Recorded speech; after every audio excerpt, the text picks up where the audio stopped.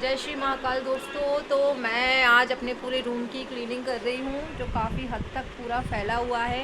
ये मेरा living room है। अभी मैं काफ़ी टाइम से आउट ऑफ स्टेशन थी, इसलिए आकर देखा तो घर की हालत बहुत ज़्यादा ख़राब है। अब मुझे इसको ठीक करना है, तो मेरे ब्लॉग में बने रहिए, देखते हैं कैसे इसको जल्दी जल्दी से हम ख़त्म करते हैं। तो आप मेरे रूम की हालत देख सकते हैं। चारों तरफ कपड़े हैं, सामान फैला हुआ है। बस इसी को मुझे फुल सही करना है, पहले जैसा जैसे मैं पहले जमा कर रखती थी। काफ़ी टाइम से बाहर होने के कारण मेरे पूरे रूम फाइनली मैंने काम करना शुरू कर दिया है। सबसे पहले मैंने सारे कपड़ों को एक जगह इकट्ठा किया, जिससे मुझे समझ में आए कि मुझे करना क्या है। सभी कपड़ों को एक साइड करने के बाद में मैंने एक झोले तैयार किए, एक पैकेट तैयार किए और उन सबको चेक किया कि इसमें क्या रखा है। बस सभी की घड़ियों की एक कपड़ों की घड़ी करके सबको सिस्टमेटिक जमाया कि किस में क्या रखना है। रोज़ के कपड़े अलग, मार्केट के कपड़े अलग, और कुछ विंटर्स के भी रखे हुए थे जो मैं यहीं छोड़ गई थी। एक्चुअली क्या हुआ कि मेरे यहाँ शादी थी, और शादी में आने के बाद अटेंड करने के बाद मैं अपना पूरा घर ऐसे ही छोड़कर और मम्मी के साथ में अपने मायके चली गई थी, क्योंकि समर वेकेशन लग चुके थे। तो बस वही इस वजह से मेरा पूरा घर खाली फैला हुआ था ये रूम, और वहाँ से आने के बाद भी मुझे टाइम नहीं मिला। मैं कुछ ना कुछ किसी न किसी काम में बिज़ी रही। तो फाइनली मैंने अपने रूम को सिस्टमेटिक करने का सोच लिया कि काफ़ी टाइम हो गया है इसको ऐसे रखे रखे। बस फिर मेरे दोनों बच्चे भी मेरे पास आ गए हेल्प कराने के लिए कि मम्मा हम आपकी हेल्प करवाते हैं। मैंने कहा चलो ठीक है, बच्चे ऐसे ही सीखते हैं, बच्चों को कभी मना नहीं करना चाहिए। अगर आपको थोड़ा डिस्टर्ब भी कर रहे हैं तो ठीक है, कोई बात नहीं, लेकिन वो ऐसे ही थोड़ा थोड़ा सा करना सीखते हैं, जो उनको खुद के लिए बहुत ज़रूरी है। बस यही सब मैं धीरे धीरे सारा घर समेट रही हूँ, पूरा रूम समेट रही हूँ। और फाइनली पूरे इस कपड़े में रख के घड़ी करके उनको अलग कर चुकी हूँ। और अब मेरा काम है, मुझे सारे घर की रूम की, घर की तो नहीं, रूम की डस्टिंग करना है। पूरी डस्टिंग की है, सारे पर्दों के पीछे से जो भी छोटे मोटे जाले थे, डस्ट थी, उन सबको हटाया। सोफ़ा बहुत भारी है, उठाने के कारण में बहुत दिक्कत हो रही थी, लेकिन करना तो है। बस मैंने इन्हीं को सब सिस्टमेटिक किया है। आप देख रहे हैं कि सोफ़ा हटा के सोफ़े की डस्टिंग की, सब किया। और बस देखना है कि अब ये कितना टाइम लगता है। काफ़ी टाइम हो गया मुझे, 1 घंटा तो इसी में हो चुका है। इसके बाद मुझे खाना भी बनाना है, काम बहुत है। और बस हम हाउसवाइफ़ हैं, हमें करना तो पड़ता ही है।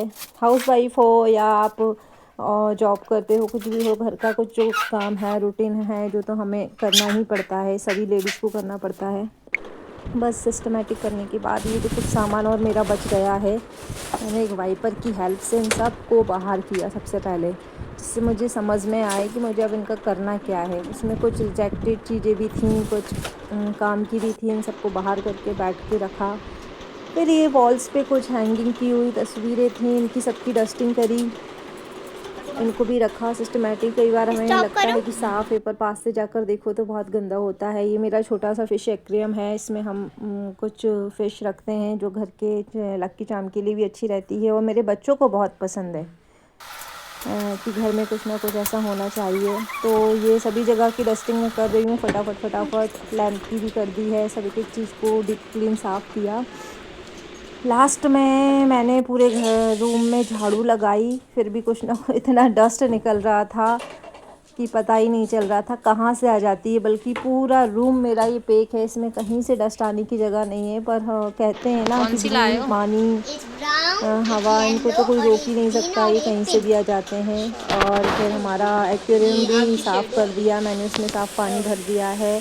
और ये ये रही है हमारी चिकी येलो बिगी येलो हैं, 4 फिश हैं इसमें, जो वो मेरे ऐसी बच्चों रहती है के लिए हम लेके फाइटर आए फिश हैं। है। उनसे उनका टाइम भी पास होता है, और वो फाइनली उन्हीं में अपना बिज़ी रहते एक्वेरियम भी हैं। साफ़ हो चुका है ना, इसको भी साफ़ करके हमने रख और दिया है। इसमें भी अब हम्म, अब फाइनली आ अब चुकी देखते है। हैं रूम कैसा लग रहा है क्या नाम मेरा। है हंस इनका फिश। दोनों का? चलो इसका नाम है पैटू। पेटू। हाँ, अच्छा। और और इसका नाम पैटी, पेटी, और इसका नाम पैनू। पेनू, सारे पीपी से। हाँ, और अरे इसका यार, नाम बैटी। कंफ्यूज हो जाऊंगी मैं नहीं, तो इसका यार, नाम डीटी। अलग अलग नाम रखे डीटी हैं है। यार। Finally room neat and clean हो चुका है, साफ़ कर चुकी हूँ मैं, देख सकते हैं आप लोग। फाइनली रूम की सफाई हो चुकी है अच्छे से, जैसा मैं चाह रही थी उस तरीके से हो चुका है। अब बस कुछ ही देर में थोड़ा सा ब्रेक लिया है मैंने और अब मैं नहाने जाऊंगी और नहाकर सबके लिए खाना की तैयारी करती हूँ। देखते हैं क्या बनाते हैं, तो जुड़े रहिए मेरे ब्लॉग में। अब मैं नहाकर रेडी होके फटाफट खाने की तैयारी कर रही हूँ। आज मैं खाने में बना रही हूँ भिंडी, दाल, रायता। इसके लिए घर में दाल मैंने पहले से ही बॉईल कर दी थी काम करते करते थोड़ा सा, और भिंडी भी काट के फटाफट रख दी थी क्योंकि मुझे खाना भी बनाना है। बच्चे भी स्कूल से आने वाले हैं। आई मीन मेरी बड़ी बेटी आने वाली है, तो ये दोनों तो आज स्कूल गए नहीं, साथ में ही है मेरे। कभी कभी बच्चे छुट्टी बना लेते हैं।